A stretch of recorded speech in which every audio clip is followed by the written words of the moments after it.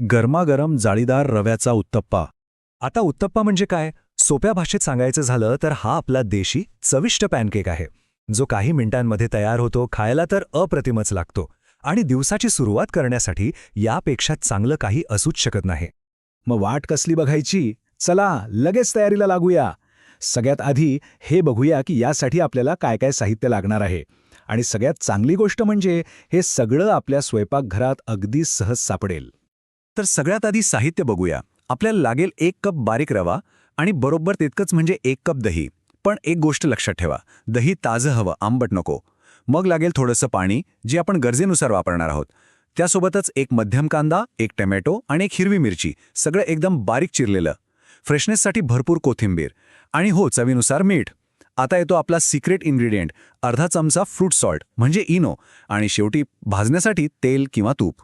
बरं, साहित्य तर सगळं जमलंय. आता वळूया सगळ्यात महत्त्वाच्या भागाकडे, ते म्हणजे पीठ तयार करण्याकडे. कारण उत्तम उत्तप्पा बनवण्याचं खरं रहस्य आहे ना, ते त्याच्या पीठातच दडलेलं आहे. चला तर, एका मोठ्या भांड्यात रवा आणि दही एकत्र करून घेऊया. हे चांगलं फेटून घ्या, म्हणजे त्यात गुठळ्या राहणार नाहीत. आता यात अगदी थोडं थोडं करून पाणी घालायचं. आपल्याला इडलीच्या पिठापेक्षा थोडं घट्टसर पीठ हवं आहे. पीठ तयार झालं की यावर झाकण ठेवून याला 10 ते 15 मिनिटं आराम करू द्या. आता एक महत्त्वाची गोष्ट, हे पीठ मुरूक काढायचं. तर याच वेळेत रवा सगळं पाणी आणि दही शोषून घेतो, मस्त फुलतो. आणि यामुळेच आपल्या उत्तप्प्याला तो परफेक्ट मऊ पोत मिळतो. त्यामुळे या स्टेपमध्ये अजिबात घाई करायची नाही. ओके, तर 15 मिनिटं झालीत, झाकण काढून बघूया.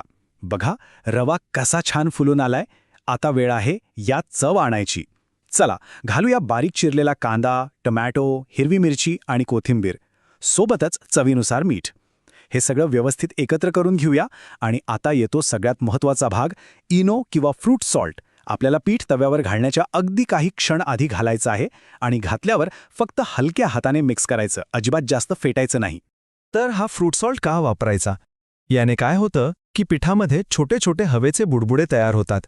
आणि यामुळेच आपला उत्तप्पा अगदी हलका, मऊ आणि मस्त जाळीदार होतो. अगदी हॉटेलसारखा उत्तप्पा हवा असेल तर हे नक्की वापरावं. आपलं पीठ तर एकदम परफेक्ट तयार आहे. चला तर मग आता गॅस पेटवूया आणि बघूया हे चविष्ट उत्तप्पे तव्यावर कसे भाजायचे ते. सर्वात आधी तवा मध्यम आचेवर गरम करा आणि त्याला थोडंसं तेल लावून घ्या.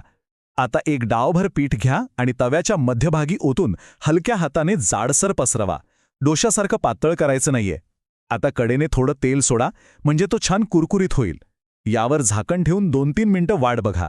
जेव्हा वरून पीठ कोरडं दिसेल आणि कडा सोनेरी होऊ लागतील, तेव्हा समजायचं की आता पलटायची वेळ झालीये. आणि हे बघा, असा परफेक्ट सोनेरी तपकिरी रंग आला पाहिजे. हा रंग आला की समजायचं आपला उत्तप्पा पलटवण्यासाठी तयार आहे. वाह, काय मस्त सुगंध दरवळतोय. आपले उत्तप्पे तयार आहेत आणि आता येतोय सगळ्यात आवडीचा भाग, तो म्हणजे खाण्याचा. पण थांबा, सर्वोत्तम चवीसाठी ते कसे सर्व्ह करायचे हेही पाहूया. एक गोष्ट नेहमी लक्षात ठेवायची, उत्तप्पा हा गरमागरम खायलाच मजा येते.